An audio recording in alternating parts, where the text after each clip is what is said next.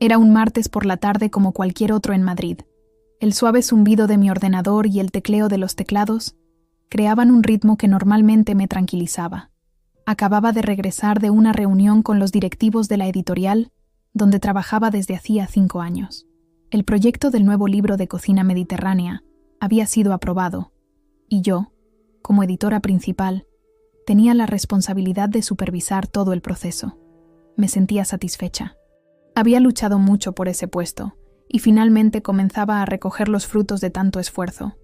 Cuando me acercaba a mi despacho, noté algo inusual. Una mujer esperaba junto a mi puerta. Llevaba una blusa roja ajustada y unos pantalones negros que contrastaban con su piel morena. Sus ojos ardían con algo entre furia y desesperación. No la reconocí al principio, pero cuando irrumpió sin invitación, cerró la puerta de un portazo y me miró como si le hubiera robado la vida. Supe que no era simplemente una autora descontenta o una colega molesta. Sin siquiera sentarse, me señaló con un dedo tembloroso y siseó: «Vas a terminar con él, hoy mismo». Me quedé paralizada, con la boca seca y el corazón acelerado. «¿Él?», pregunté, aunque ya lo sabía. «Javier», escupió. «Mi marido». El nombre bastó para que mi estómago se retorciera. Javier Morales, el hombre con quien compartía mi vida desde hacía 3 años. El inspector de policía respetado por todos en la comisaría de Chamberí. «Perdona, pero creo que hay un malentendido», le dije con toda la calma que pude reunir. «Javier es mi marido, no mi amante». Ella soltó una risa amarga que heló el ambiente. «¿Tu marido? Qué curioso. Porque también es mi pareja desde hace 2 años». Sentí como si el suelo se moviera bajo mis pies. «Eso es imposible», respondí, buscando mi teléfono para llamar a seguridad. «Nos casamos hace 3 años. Tengo fotos, documentos. Vivimos juntos en un piso en Malasaña», me interrumpió. «Un segundo piso con balcones azules y una terraza donde cultiva albahaca y tomates cherry». El aire abandonó mis pulmones. Era exactamente nuestro piso. Un detalle que nadie podría saber a menos que... «Te está mintiendo», continuó ella, sacando su móvil y mostrándome fotos. Javier y ella en la playa de Valencia. Javier besándola en lo que parecía un restaurante. Javier durmiendo en una cama que no reconocí, pero con las mismas sábanas que habíamos comprado juntos en el Corte Inglés. «No puede ser», murmuré, más para mí que para ella. Debe haber una explicación. Quizás sea su hermano gemelo o... ¿Hermano gemelo? Su voz se elevó. ¿De verdad eres tan ingenua, Elena? ¿O simplemente no quieres ver la verdad? Cuando me negué a seguir escuchándola, cuando le pedí que se marchara, cuando le dije que hablaría directamente con Javier, perdió el control. Se abalanzó sobre mi escritorio, agarró mi teclado y me lo estampó en la cara. El dolor explotó en mi pómulo. Caí al suelo, aturdida y sangrando. El sabor metálico de la sangre inundó mi boca mientras intentaba incorporarme. Mi visión se nubló durante unos segundos, y cuando por fin logré sentarme, ella ya se había ido, dejando tras de sí solo un teclado roto y el eco de una vida desmoronándose. Mercedes, mi compañera del departamento de diseño, entró corriendo al escuchar el estruendo. Se quedó boquiabierta al verme en el suelo, con la mejilla hinchándose rápidamente y sangre goteando de mi labio partido. «Dios mío, Elena, ¿qué ha pasado? ¿Quién era esa mujer?». No supe qué responder. ¿Cómo explicar que mi vida perfecta acababa de convertirse en un espejismo? ¿Cómo admitir que el hombre con quien compartía mi cama podría ser un completo desconocido?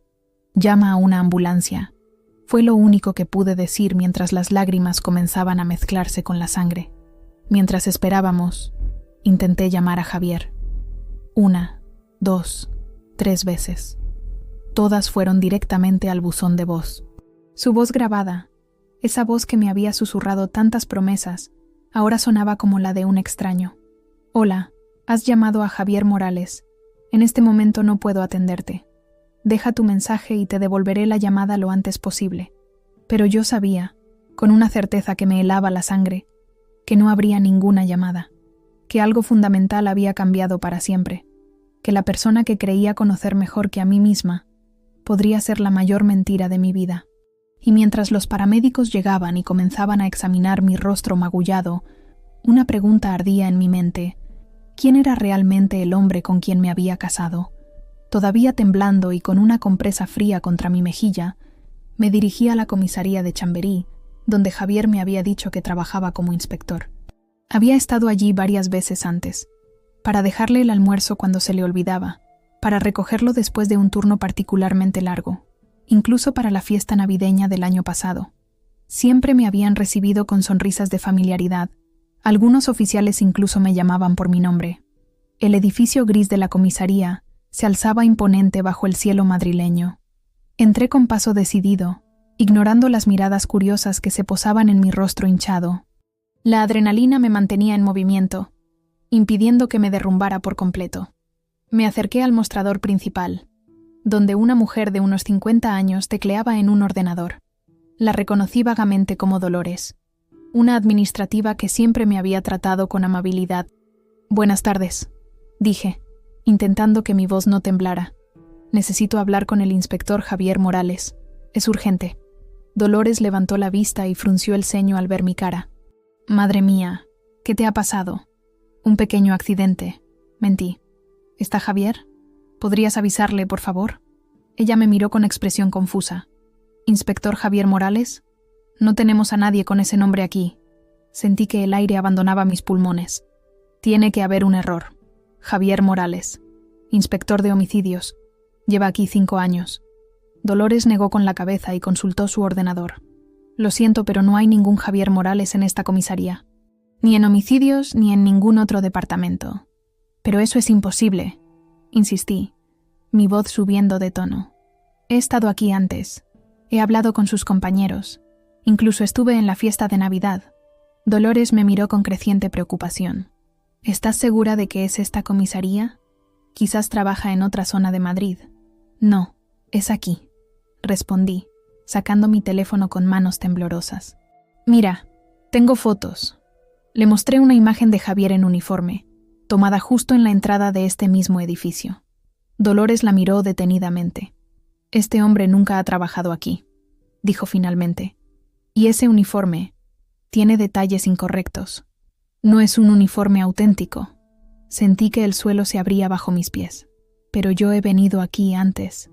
He saludado a sus compañeros. ¿Quieres que compruebe en la base de datos general?», ofreció Dolores, su expresión ahora una mezcla de compasión y alarma. «Quizás trabaja en otra comisaría o en otro cuerpo». Asentí, incapaz de hablar. Dolores tecleó durante unos minutos, consultando varias pantallas. «Lo siento, Elena. No hay ningún Javier Morales registrado como Policía Nacional, Municipal o Guardia Civil en todo Madrid. Ni siquiera en toda la comunidad. Mis piernas cedieron y tuve que agarrarme al mostrador para no caerme. No era posible. Había vivido 3 años con un hombre que decía ser policía. Lo había visto salir cada mañana con su uniforme, regresar contando historias de su día, recibir llamadas de emergencias en mitad de la noche. «¿Estás bien?», preguntó Dolores, levantándose para ayudarme. «¿Quieres un vaso de agua? ¿Llamamos a alguien?» «No, estoy... necesito sentarme un momento». Me condujo a una silla en la sala de espera. Mi mente trabajaba a toda velocidad. Si Javier no era policía, ¿quién era? ¿A dónde iba cada día cuando salía a trabajar? ¿De dónde venía el dinero que aportaba a nuestra economía familiar? «Elena». Dolores se sentó a mi lado, hablando en voz baja. «¿Puedo preguntarte algo? ¿Este hombre, Javier, es tu pareja?». Asentí, incapaz de explicar la complejidad de lo que estaba descubriendo. «¿Y ese golpe en la cara?». «No, no fue él», respondí rápidamente. «Fue otra persona.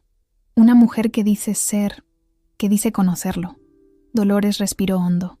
«Creo que deberías hablar con alguien de aquí. Un oficial de verdad. Si este hombre está haciéndose pasar por policía, es un delito grave. Y si hay más personas implicadas, no sé si estoy lista para eso», murmuré, sintiendo cómo las lágrimas amenazaban con brotar nuevamente. «Necesito entender primero qué está pasando. Necesito hablar con él». «Entiendo», dijo ella con suavidad, «pero piénsalo. Y si necesitas ayuda, vuelve aquí. Pregunta por mí, Dolores Vega, o por el oficial Ramírez. Es de confianza». Salí de la comisaría en estado de shock. El Madrid que siempre había conocido, sus calles, sus edificios, sus ruidos, Todo parecía ahora parte de un decorado irreal. Las personas que pasaban a mi lado existían en una dimensión diferente, una donde la vida continuaba con normalidad mientras la mía se desmoronaba. Intenté llamar nuevamente a Javier, sin respuesta. Luego probé con nuestro piso. El contestador saltó con su voz grabada, tan familiar y ahora tan extraña. Caminé sin rumbo durante lo que parecieron horas, hasta que me encontré en el Parque del Retiro, sentada frente al estanque. El agua reflejaba un cielo que comenzaba a teñirse de naranja. Los remeros se deslizaban perezosamente, ajenos a mi tormento interior. ¿Quién era realmente Javier Morales? ¿Era siquiera ese su verdadero nombre? ¿Había algo real en nuestra relación? ¿O todo había sido una elaborada mentira? Las preguntas se agolpaban en mi mente como una bandada de pájaros furiosos. Tomé mi teléfono y busqué en las fotos. Allí estaban. Nuestras vacaciones en Cádiz, nuestra boda en aquella pequeña ermita de Toledo, las cenas con amigos, las navidades con mi familia, Javier sonriendo, besándome, abrazando a mi madre, brindando con mi hermano Carlos. ¿Cómo podía ser todo una farsa? Entonces recordé algo. Carlos. Mi hermano nunca había confiado del todo en Javier.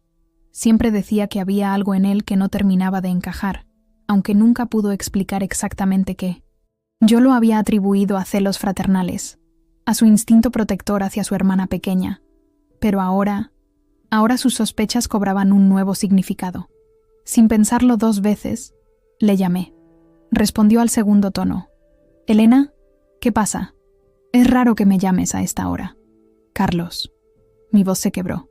«Necesito verte. Ahora mismo. Ha pasado algo terrible». Hubo un breve silencio. «¿Estás bien? ¿Estás herida?» «Físicamente estoy más o menos bien, pero necesito hablar contigo. Es sobre Javier». Otro silencio, más largo esta vez. «Voy para allá». «¿Dónde estás?»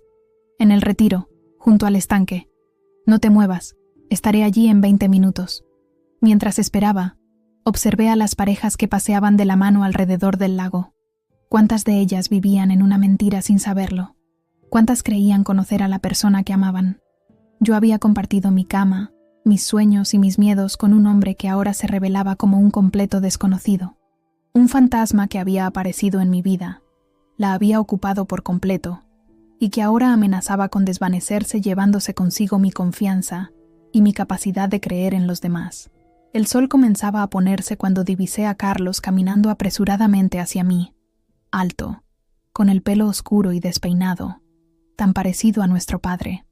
En ese momento, su rostro familiar fue lo más reconfortante que podía imaginar. Carlos se detuvo en seco cuando vio mi rostro. La hinchazón había empeorado, y un moretón púrpura se extendía desde mi pómulo hasta la comisura de mi labio. «Joder, Elena», exclamó, sentándose a mi lado y tomando mi cara entre sus manos con delicadeza. «¿Quién te ha hecho esto? ¿Ha sido él?» Negué con la cabeza mientras las lágrimas comenzaban a correr por mis mejillas. No fue Javier, fue una mujer que dice ser su pareja. Carlos me miró confundido, pero no dijo nada.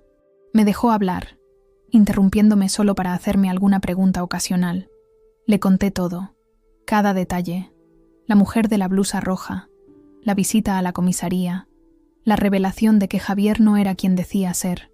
A medida que hablaba, veía cómo el rostro de mi hermano se transformaba. Primero sorpresa, luego ira, finalmente una determinación fría que conocía bien.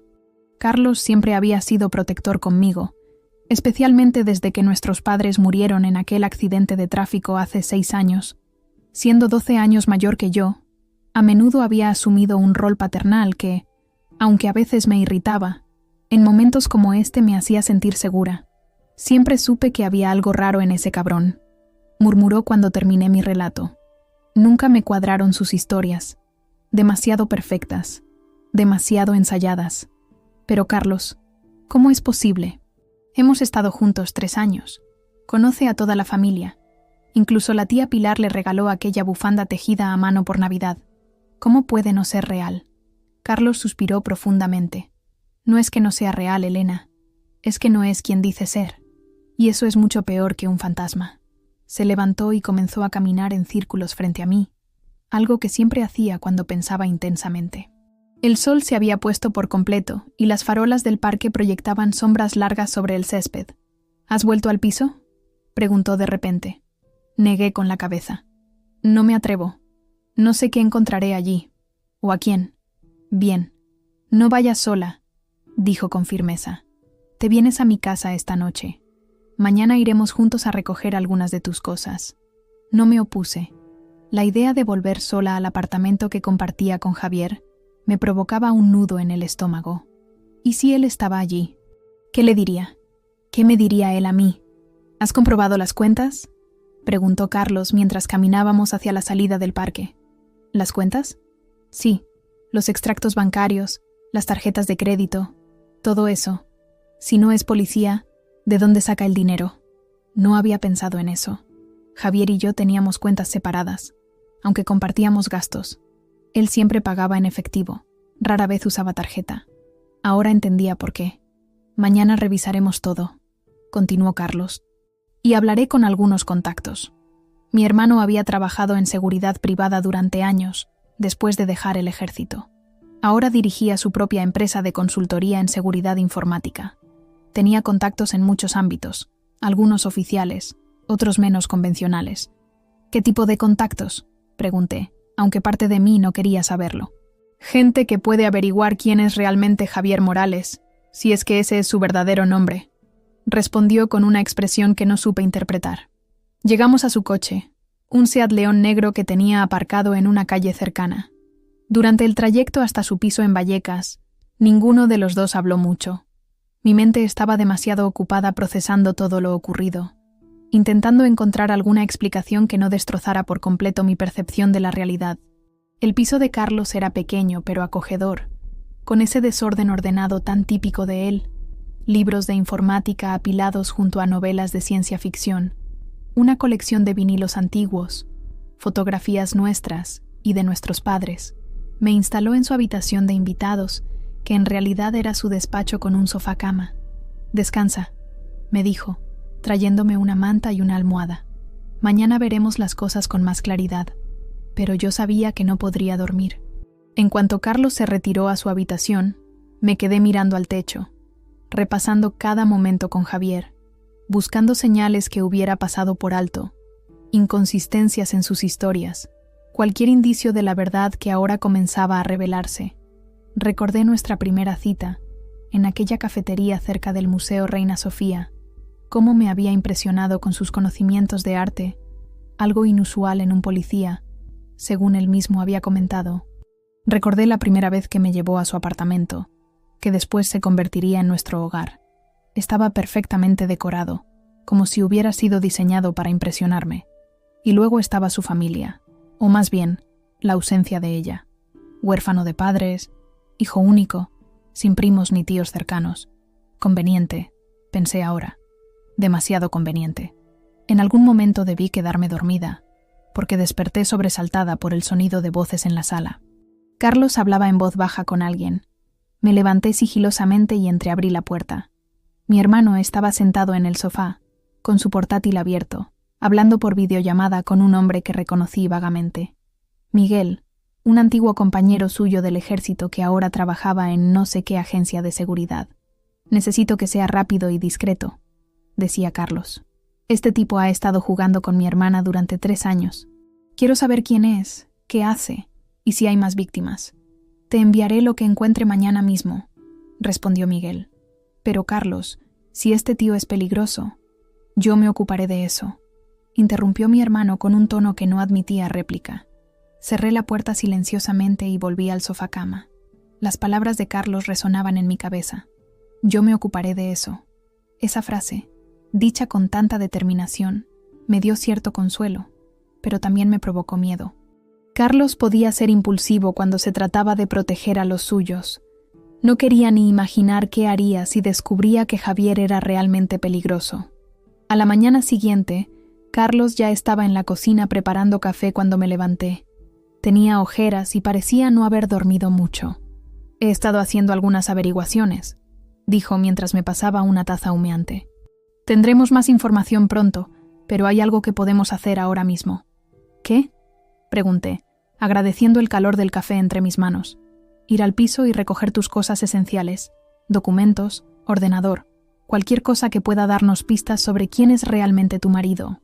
La palabra marido sonó extraña, casi como si habláramos de otra persona, no del hombre con quien había compartido mi vida los últimos 3 años.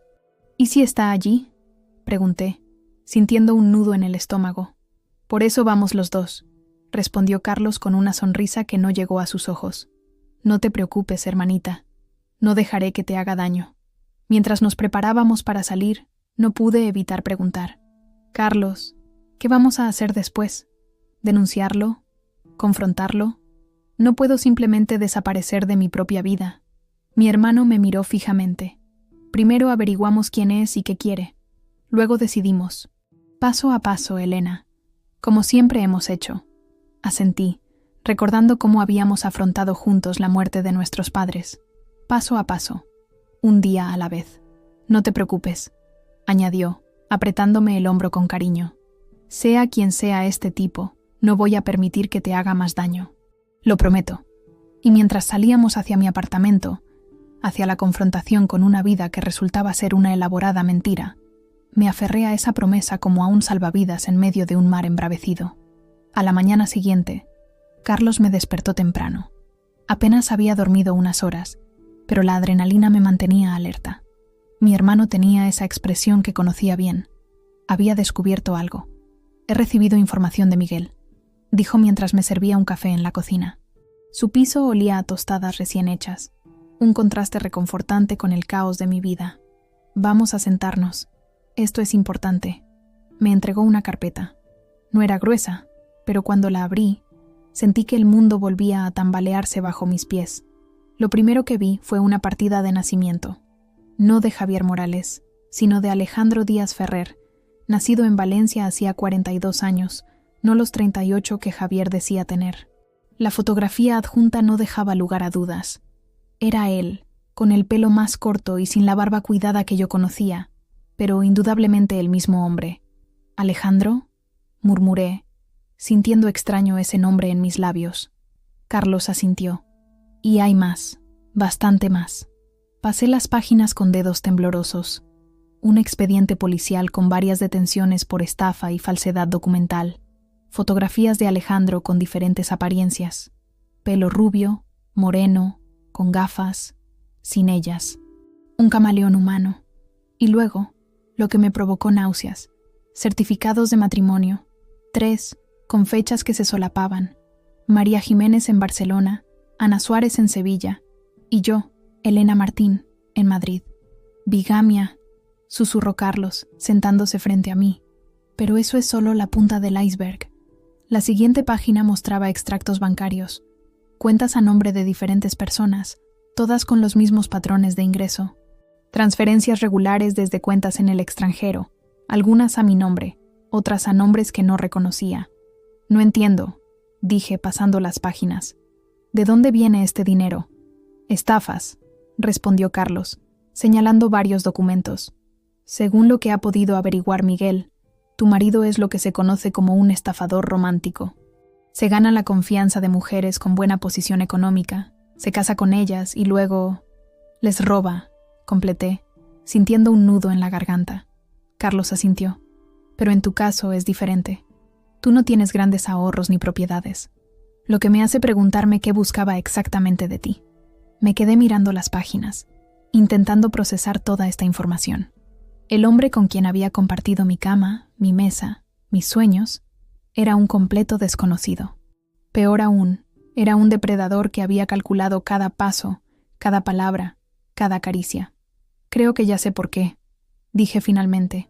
La editorial, el acceso a autores adinerados, a información privilegiada sobre sus finanzas, a eventos exclusivos. Carlos soltó un silbido bajo. Tiene sentido. Un entorno perfecto para identificar nuevas víctimas. Me levanté de golpe, incapaz de seguir sentada. Necesito aire. Salimos al pequeño balcón del piso de Carlos. Desde allí se veía el bullicio matutino de Vallecas, una realidad normal y cotidiana que ahora me parecía inalcanzable. ¿Qué hago ahora, Carlos?, pregunté, apoyándome en la barandilla. ¿Denunciarlo? ¿Confrontarlo? ¿Desaparecer? La policía ya está al tanto, respondió. Miguel ha pasado toda esta información a un inspector amigo suyo.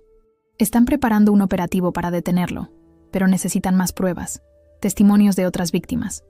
¿Cómo las encontramos? Carlos sonrió levemente. Ya estamos en ello. Miguel ha localizado a una de ellas, Carmen Valverde. Vive en Valencia y está dispuesta a hablar contigo. 2 horas más tarde, estaba sentada en un tren de alta velocidad rumbo a Valencia. Carlos insistió en acompañarme, algo que agradecí profundamente. El paisaje pasaba a toda velocidad por la ventanilla, pero mi mente estaba en otra parte, repasando obsesivamente cada momento con Javier. No, Alejandro, buscando señales que hubiera ignorado. Deja de torturarte, dijo Carlos observándome. Los tipos como él son expertos en manipulación. No había manera de que lo supieras. Debí haberlo notado, insistí. Las llamadas a horas extrañas, los viajes repentinos por trabajo, su insistencia en mantener separadas nuestras finanzas. Elena, Carlos me tomó de la mano. Esto no es culpa tuya. Eres la víctima aquí. No lo olvides. Llegamos a Valencia poco después del mediodía. El calor mediterráneo nos recibió al salir de la estación. Carmen nos esperaba en una cafetería cercana al puerto. La reconocí inmediatamente. Tenía esa misma mirada que yo había visto en mi propio espejo, la de alguien cuya vida ha sido violentamente reescrita. Elena, me saludó con un abrazo que no esperaba. Te pareces a la descripción que me dio Miguel. Nos sentamos en una mesa apartada. Carmen tenía unos 50 años, cabello teñido de rubio y manos nerviosas que no dejaban de juguetear con la taza de café. Lo conocí como Rafael Durán. Comenzó sin preámbulos. Inspector de aduanas, divorciado, sin hijos. Me enamoré como una colegiala, a pesar de mis años y mi supuesta experiencia. Su historia era dolorosamente familiar. El mismo encanto, las mismas atenciones, la misma habilidad para convertirse exactamente en lo que ella necesitaba. Se casaron en una ceremonia íntima. No tenía familia que pudiera asistir, le había dicho, y comenzaron una vida juntos en su piso junto al mar. Desapareció después de 1 año y medio, continuó Carmen. Un día salió a trabajar y nunca volvió. Se llevó mis ahorros, mis joyas, incluso los objetos de valor de mi madre.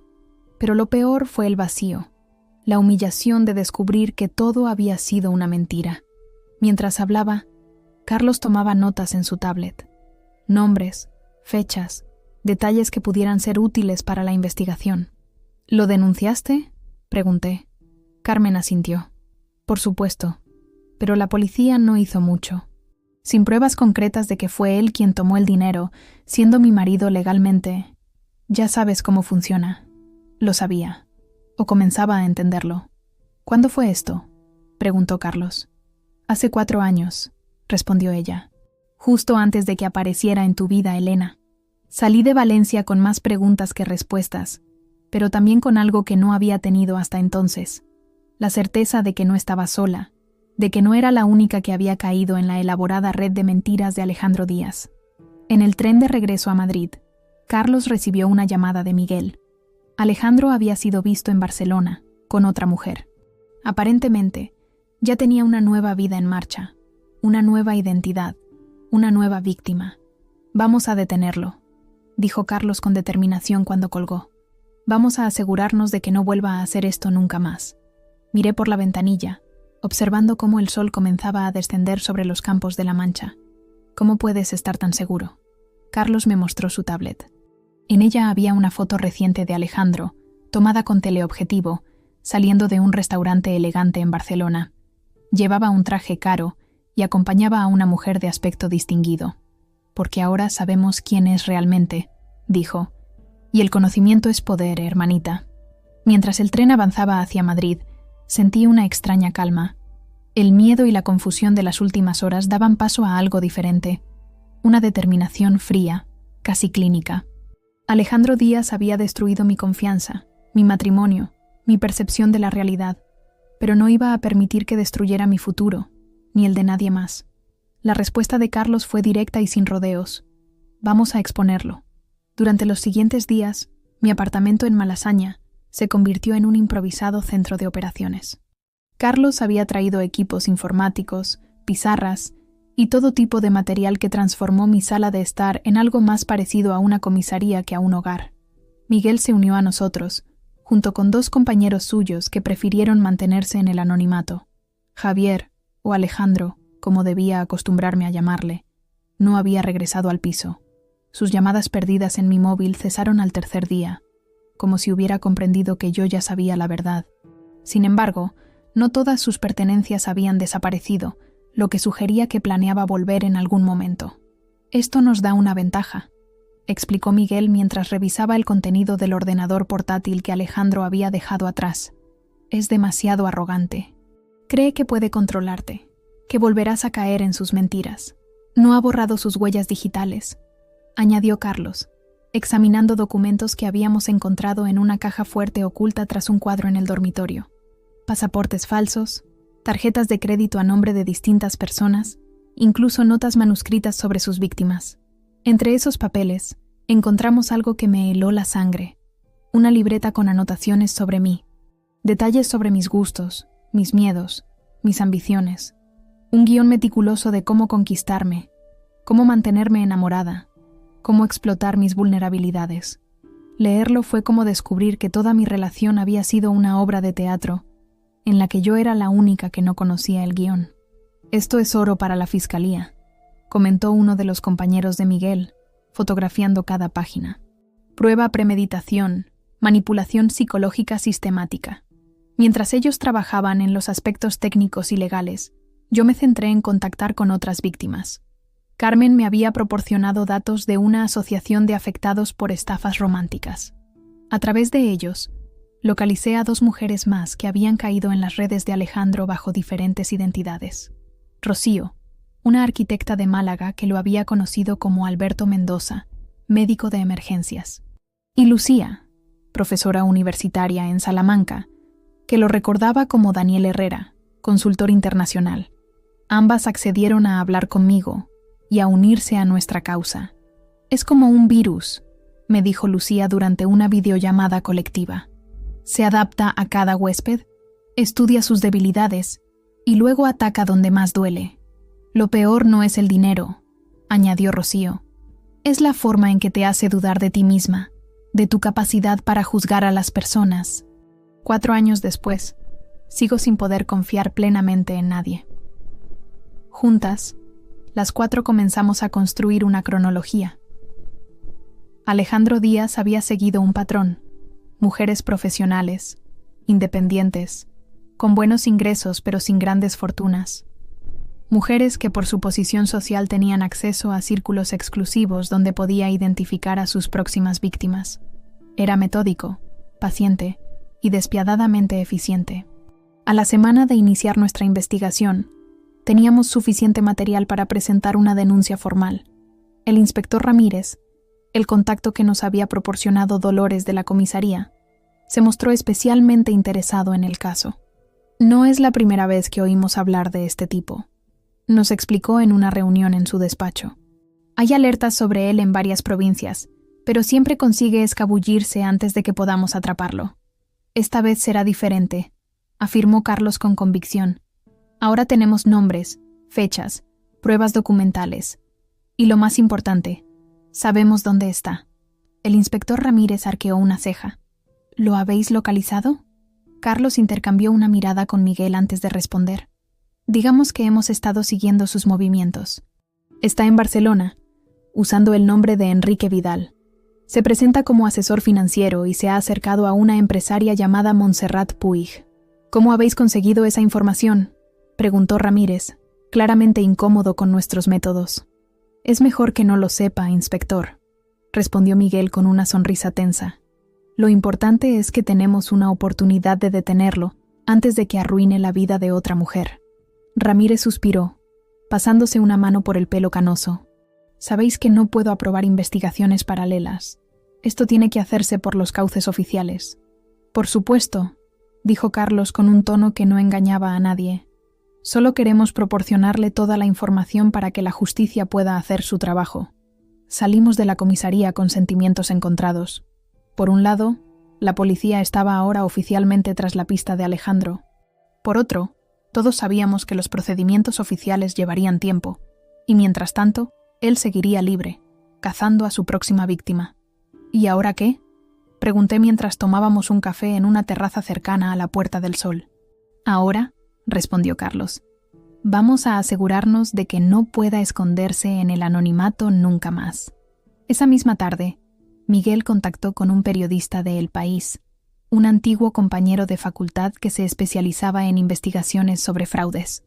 Le proporcionamos un dossier con toda la información que habíamos recopilado, protegiendo la identidad de las víctimas, pero exponiendo al detalle el modus operandi de Alejandro. «Esto es dinamita», dijo el periodista, Javier Olmos, mientras revisaba el material en un bar discreto de La Latina. «Puedo publicar un reportaje especial este domingo, con fotos, cronología, todo el paquete. Necesitamos que su cara esté en todas partes», explicó Carlos. «Que no pueda entrar en un bar sin que alguien lo reconozca. Consideradlo hecho», aseguró Olmos. «Este tipo de historias vende periódicos. Y con toda esta documentación, no tendremos problemas legales». Esa noche, no pude dormir. Por primera vez desde que todo comenzó, sentí que estábamos a punto de recuperar algo de control. Alejandro me había convertido en una víctima, pero yo estaba decidida a transformarme en algo que él temiera. Un testigo que no se callaba, una acusadora que no retrocedía. A la mañana siguiente, recibí una llamada que cambió el curso de los acontecimientos. Era Carmen, con la voz temblorosa de miedo y rabia. «Han incendiado mi coche», dijo sin preámbulos. «Anoche, frente a mi casa. La policía dice que fue provocado». Sentí un escalofrío. «¿Estás bien? ¿Estás segura de que fue él?» «Estoy bien. No estaba dentro», respondió. «Y no lo vi. Pero dejó algo en el parabrisas antes de prenderle fuego. Una nota». «¿Qué decía?» Hubo un silencio al otro lado de la línea. «Sé lo que estáis haciendo. Parad ahora, o esto es solo el principio». Le pasé el teléfono a Carlos, que había estado escuchando con expresión cada vez más sombría. Después de hablar brevemente con Carmen, colgó y comenzó a hacer llamadas. «Esto cambia las cosas», dijo, con una calma que contradecía la tensión en su mandíbula. «Si está dispuesto a recurrir a la violencia, no podemos arriesgar más vidas». «¿Qué estás sugiriendo?», pregunté, aunque ya imaginaba la respuesta. «Que aceleremos los planes. El reportaje, la denuncia, todo. Y que nos preparemos para lo peor». «¿Lo peor?», Carlos me miró directamente a los ojos. «Que venga a por ti, Elena. Eres quien más puede perjudicarle. Su esposa actual, la que conoce su verdadera identidad, la que puede desenmascararlo por completo». Debería haberme asustado, pero en lugar de eso, sentí una determinación feroz. «Que lo intente», dije. «Estoy lista». El reportaje se publicó 3 días después, no solo en El País, sino también en varios periódicos digitales. El marido fantasma, el estafador que sedujo y arruinó a 5 mujeres. El artículo incluía fotografías de Alejandro con sus diferentes identidades, testimonios anónimos de sus víctimas y un número de contacto para que otras posibles afectadas pudieran sumarse a la denuncia. El efecto fue inmediato. En las primeras 24 horas, el teléfono no dejó de sonar. 3 mujeres más se presentaron con historias casi idénticas a las nuestras. La policía, presionada por la atención mediática, intensificó la búsqueda. Y nosotras, las víctimas, pasamos de ser notas en la libreta de un estafador a protagonistas de nuestra propia historia de justicia. Pero Carlos tenía razón en una cosa. Alejandro no se rendiría sin luchar. Y yo estaba en su punto de mira. La tormenta estalló con una rapidez que nos dejó sin aliento. El reportaje de Javier Olmos se convirtió en el tema de conversación en toda España. Tertulianos, presentadores de radio, influencers, todos parecían tener una opinión sobre el marido fantasma. Algunos programas de televisión nos ofrecieron entrevistas exclusivas, que rechazamos sistemáticamente. No buscábamos fama, sino justicia. Alejandro fue detenido 3 días después de la publicación. No en Barcelona, como esperábamos, sino intentando cruzar la frontera hacia Portugal en un coche alquilado, con una identidad falsa y casi 20.000 euros en efectivo. La noticia me llegó a través del inspector Ramírez, quien me llamó personalmente. «Lo tenemos», dijo, con una satisfacción apenas contenida. «Gracias a la foto del periódico, Un agente de la Guardia Civil lo reconoció en un área de servicio cerca de Badajoz. Intentó resistirse, pero no llegó muy lejos. Dejé escapar un suspiro que parecía contener toda la tensión acumulada durante semanas. ¿Estás seguro de que es él? Completamente. Las huellas coinciden con las que recogimos en tu apartamento, y llevaba encima documentación a nombre de 3 personas diferentes. Es nuestro hombre, sin duda. Cuando colgué, me quedé mirando por la ventana del piso de Carlos, donde seguía quedándome por seguridad. La tarde caía sobre Madrid, tiñendo el cielo de naranjas y morados. Era hermoso, pero lo que sentí no fue alivio, sino una extraña sensación de vacío. El monstruo de mis pesadillas tenía ahora un rostro, un nombre real, y estaría encerrado en una celda. Pero eso no borraba los 3 años de mentiras, ni devolvía la confianza que había perdido. Carlos entró en la habitación, interrumpiendo mis pensamientos. ¿Has oído la noticia? Asentí. Ramírez acaba de llamarme. Es un buen comienzo, dijo, sentándose a mi lado. Pero esto no ha terminado, Elena. El juicio será duro. Tendrás que testificar, revivir todo. Lo sé, respondí. Pero estoy preparada. O al menos, eso creo. Las semanas siguientes fueron un torbellino de declaraciones, reuniones con abogados y preparativos para el juicio. La Fiscalía había acumulado cargos contra Alejandro: estafa, falsificación de documentos, bigamia, amenazas e incluso tentativa de incendio en el caso de Carmen. Se enfrentaba a una condena considerable. Conocía a Montserrat Puig, la empresaria de Barcelona que había sido su objetivo más reciente. Una mujer elegante, de unos 50 y pocos años, con una mirada inteligente que no podía ocultar su vergüenza. «Me salvaste», me dijo durante un café en la cafetería de los juzgados, el día que ambas fuimos a declarar. Cuando vi su foto en el periódico, llevábamos solo 3 meses saliendo, pero ya me había propuesto matrimonio. Ya estaba preparando la transferencia para esa supuesta inversión que me había recomendado. «No te culpes», le dije, reconociendo en ella la misma tendencia a la autorrecriminación que yo había experimentado. Es un experto en manipulación. Todos caímos. El juicio comenzó en septiembre, casi 3 meses después de la detención.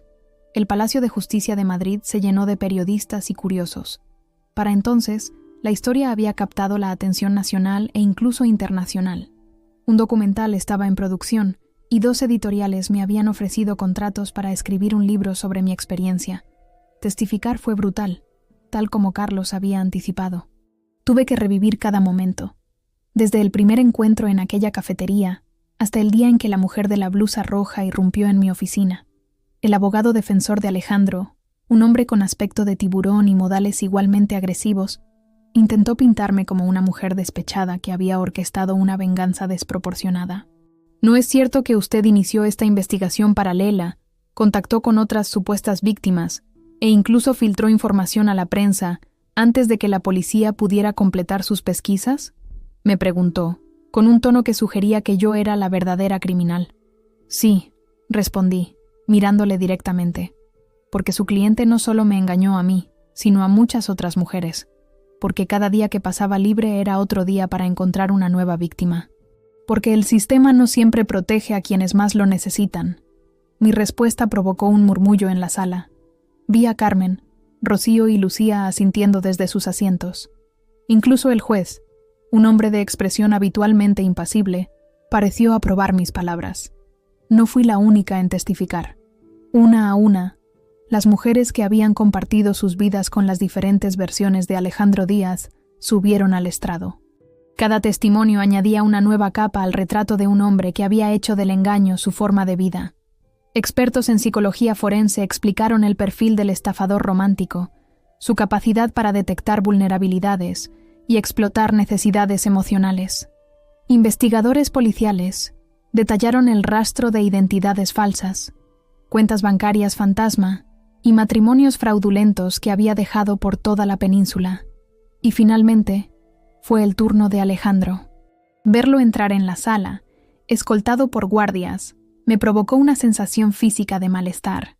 Vestía un traje sobrio, tenía el pelo perfectamente peinado y mantenía esa postura elegante que tanto me había cautivado.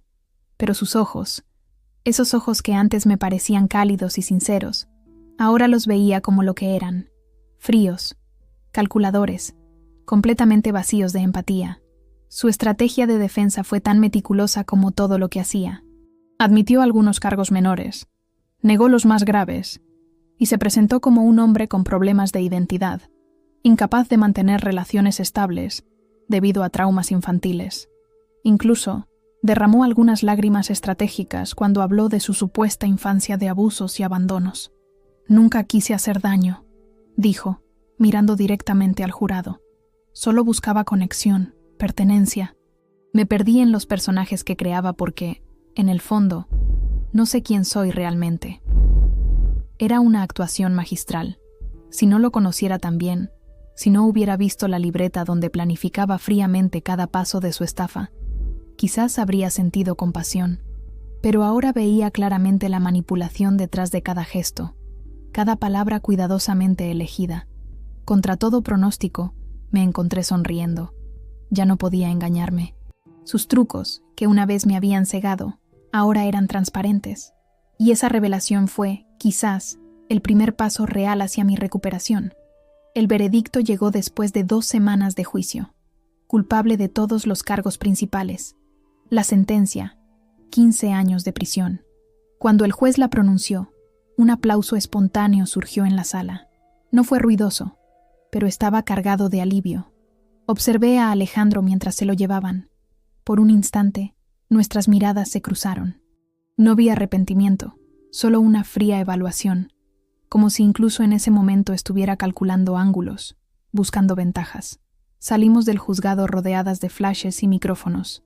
Carlos me guiaba a través de la multitud, protegiéndome como siempre había hecho. A nuestro lado caminaban Carmen, Rocío, Lucía y Montserrat. No éramos solo víctimas, éramos supervivientes, testigos de la capacidad humana para el engaño, pero también para la recuperación y la solidaridad.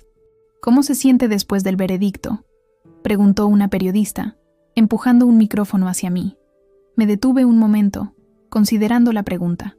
¿Cómo me sentía realmente? ¿Victoriosa? ¿Vindicada? ¿En paz? «Me siento en camino», respondí finalmente. «El camino hacia adelante es largo, pero al menos ahora sé que no lo recorro sola». 2 meses después del juicio, me mudé a Valencia. Necesitaba un nuevo comienzo, lejos de Madrid y sus recuerdos. La editorial para la que trabajaba me permitió trasladarme y continuar mi labor desde allí. Alquilé un pequeño apartamento cerca del mar, donde el sonido de las olas me arrullaba por las noches. Carmen se convirtió en una amiga cercana. Nos reuníamos semanalmente para caminar por la playa, compartiendo no solo nuestro pasado común, sino también nuestros proyectos de futuro. Ella había fundado una asociación para víctimas de estafas románticas, un espacio seguro donde compartir experiencias y recursos. Yo colaboraba escribiendo materiales informativos y dando charlas ocasionales. Carlos me visitaba a menudo. Seguía preocupándose por mí, quizás demasiado, pero había aprendido a darme el espacio que necesitaba. «¿Estás bien aquí, sola?», me preguntaba siempre.